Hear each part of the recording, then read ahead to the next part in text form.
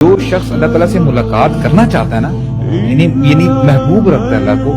اللہ تعالیٰ بھی اس سے ملاقات کرنا چاہتا ہے۔ میں اس بندے کے بارے میں سوچتا ہوں جس کو اللہ تعالیٰ بلائے گا پاس، ساری دنیا سے الگ کر دے گا پردے میں، صرف اللہ تعالیٰ ہے وہ شخص ہے، اور اللہ تعالیٰ اس کے کندھوں پہ ہاتھ رکھے گا، اس شخص کے کندھوں پہ ہاتھ رکھے اور اس کو بتائے گا کہ تو نے یہ بھی کیا تھا، وہ کہے گا میں نے یہ بھی کیا تھا، تو نے یہ بھی کیا تھا گناہ، تو نے یہ بھی کیا تھا۔ اللہ تعالیٰ کہیں گے جس طرح تو دنیا میں لوگوں کے، ہم تو بڑی کوشش کرتے ہیں لوگوں کے راز پتہ چل جائیں، ٹھیک ہے، لوگوں کی باتیں لیک ہوں، پتہ چل جائیں، میں سب سے پہلے نشر کروں، لوگوں کو بتاؤں۔ اس میں یہ ہوگا کہ جس طرح تو نے لوگوں کا پردہ رکھا، اپنے مسلمان بھائی بہنوں کا پردہ دنیا میں رکھا تھا،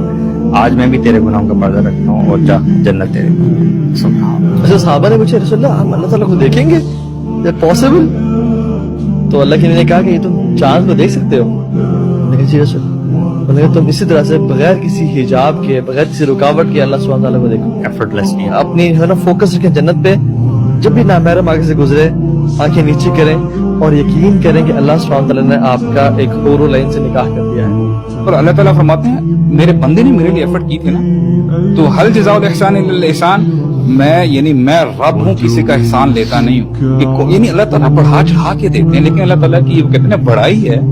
کہ اللہ تعالیٰ کہتے ہیں کہ اگر میرے بندے نے احسان کیا نا تو میں اس کا بدلہ احسان سے